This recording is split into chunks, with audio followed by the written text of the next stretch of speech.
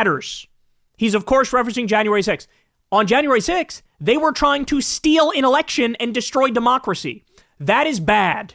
These people are trying to save Medicaid to make sure that low-income people and disabled people don't die. That's good. Okay? So yes, it is now okay to disrupt a proceeding because they're disrupting for a good reason. Clear enough? We have another right-wing asshole who says, lock them all up. He's very threatened by the low-income people in wheelchairs. Protests have erupted across the United States over the proposed cuts to Medicaid, with demonstrators across the country blasting the Trump administration. By the way, I should point out, this is actually super important. This segment, which we're going through, is from Sky News Australia. So you're getting better coverage from foreign outlets than you are from U.S. outlets. There's a real, hey, don't rock the boat approach here, where this isn't getting talked about a lot. Because this truly is, this budget, this reconciliation bill, these cuts would destroy so many lives. So many lives. And it's like, shh, here it's like, shh. But there, you have other countries honestly talking about what's happening. House Republicans have continued to advance their bill to fund Trump's agenda to cut Medicaid and implement new restrictions. By the way, it did advance out of committee since this came out. Hundreds have gathered outside the National Institutes of Health in the U.S. state of Maryland to protest these cuts to healthcare and research. That's Senator Alsop-Brooks here, Senator Alsop-Brooks, yeah. Demonstrators are calling for U.S. Health and Human Services Secretary Robert F. Kennedy Jr. to step down. He should step down for about 70 different reasons. Hundreds of people have gathered outside the National Institute of Health in the U.S. state of Maryland to protest cuts to healthcare and research. Maryland. Demonstrators are calling for U.S. Health and Human Services Secretary Robert F. Kennedy Jr. to step down. This raucous crowd brought signs and chants. Upset with cuts to healthcare and its researchers. Just last week, the administration released a budget proposing 40% cuts to the NIH. But we will not give up. Outside the National Institutes of Health. By the way, these NIH cuts have been absolutely devastating. Now they're putting it in the budget. But remember, it was Elon Musk and Doge that illegally started slashing NIH funding left and right. Again, completely illegal, completely unconstitutional. Every court that's looked at it said you can't do these cuts. But effectively, they were cutting things like pediatric cancer research on a whim.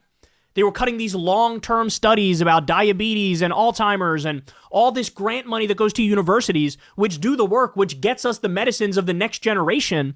They were just slashing all of it left and right. Current employees shared their story. I am hiding my face and name to lower the risk of retaliation for myself and my colleagues. This employee says she's already seen cuts in funding and the workforce that have affected this agency's research. I do not even know the entire list of colleagues that I've lost. She's responsible for this vigil that sits just outside NIH's front doors every weekend. It just sends home the point that the cost of this is human lives. She's hoping her message and those who support it brings change. It's hard to come to work in the morning because every day there's some new thing that stands in the way of us doing what we're here to do. We are all here because we believe in the mission, because we want to help people. I am sick of it. Sick of it. Senator Angela Alsop-Brooks joined in the chorus of complaints and decided to take action against the Health and Human Services Secretary, Robert Kennedy Jr. Right now, I'm announcing that as of this Monday, I will be filing a Senate resolution of disapproval, and I'm calling on Senate Secretary Kennedy to resign. We want him to go. America's exceptionalism is based on our strength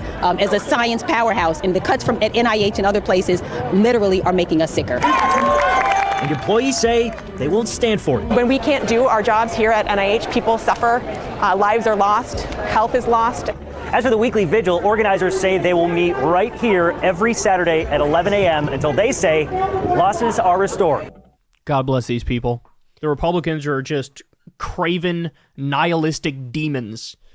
Every single positive thing that our government does, those are the things they want to get rid of. They talk about spending cuts, then they propose a $1.1 trillion Pentagon budget. $1.1 trillion. The Pentagon failed 7 audits in a row. They can't account for over 60% of their money. This is nothing but military-industrial complex slop. It's to give Raytheon and Boeing and Honeywell and companies like that more money, unlimited money, basically, while at the same time saying, sorry, got to cut back on pediatric cancer research. Sorry, got to cut back on Meals on Wheels and home heating assistance. Sorry, are you in a wheelchair? Do you depend on Medicaid in order to survive? Well, what if I said fuck off and die? What about that?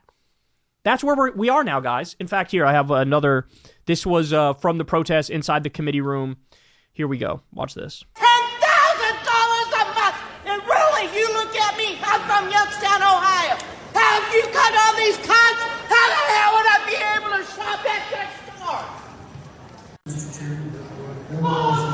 I love the soulless faces that the Republican politicians are making. By the way, it was a disabled HIV-positive woman from Ohio had a full-blown meltdown on Capitol Hill because she's fighting for her life. Quote, "You look at me," she screamed. "You will kill me." Olga from Youngstown pays $10,000 a month for the meds keeping her alive. Congress didn't care. They looked away. I mean, literally, guys, this is actually life and death. It really is that simple. It really is that straightforward. It sounds hyperbolic. It's not at all hyperbolic.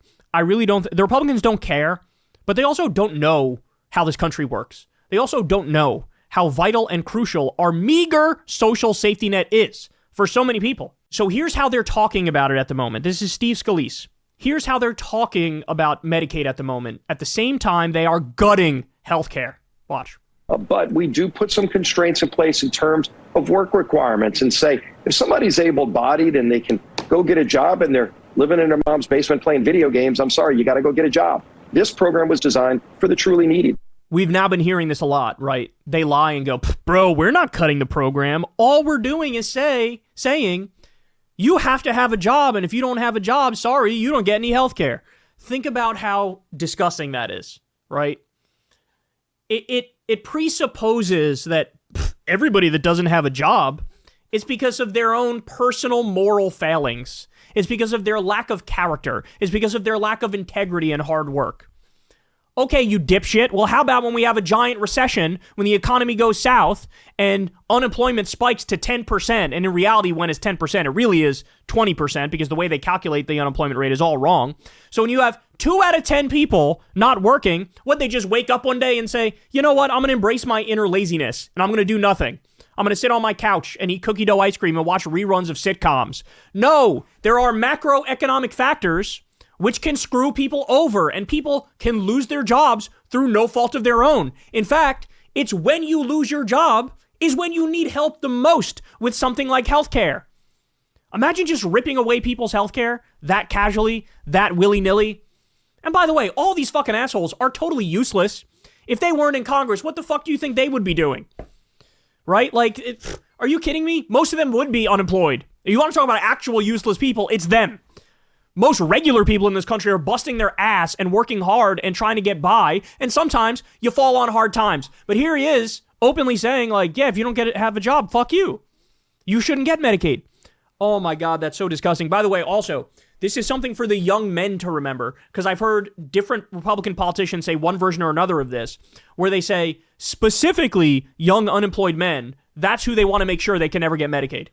Young unemployed men. So, and that's, by the way, that's a demographic that Republicans have been surging with, but this is what they actually think of you, right? In every other developed country, you just have healthcare, full stop. You get sick, you get help, it's paid for by tax money, you don't even have to take your wallet out, that's it. Here, we don't have a system where everybody's covered. And furthermore, they go out of their way to say, oh, are you struggling? Oh, are you going through a hard time? Well, in that exact moment, when you need the help the most, that's when I'm going to rip it away. These truly are demons, man. These people are demons. And by the way, not a single one of them has a problem with Elon Musk, the world's richest billionaire robber baron. He took $38 billion in government money. $38 billion. Are they saying, hey, man, you got to return that shit? What the fuck's wrong with you? No, because he gets to be a lazy welfare queen and do whatever the fuck he wants. And he gets to rob the taxpayers and they support it. But you, God forbid, you get healthcare to the tune of like a couple $100 or a couple $1,000. Sorry, you can't have it. How about you get sick and die? How about you get no help at all? God, these people are just fucking demonic. They truly are. No Medicaid cuts. No Medicaid cuts. Fight every single step of the way. Fight. I love that they're protesting once a week. I love that people are out there. Hey, you want to know the impact of what you're doing? Go ahead. I want you to look in the eyes of one of these low-income people in a wheelchair who needs Medicaid to survive. Look them in the eyes and listen to their story. And then go cast your fucking demon vote. God, I hate these people. All right, man. That's the show, y'all. You know the drill. Everybody, please click like, click subscribe. That helps out big time and costs you nothing at all. Thank you to everybody who supports this show on Patreon. I couldn't do it without you. That link is below if you'd like to give $2 a month or $5 a month or whatever it is. You could also tip with that thanks button.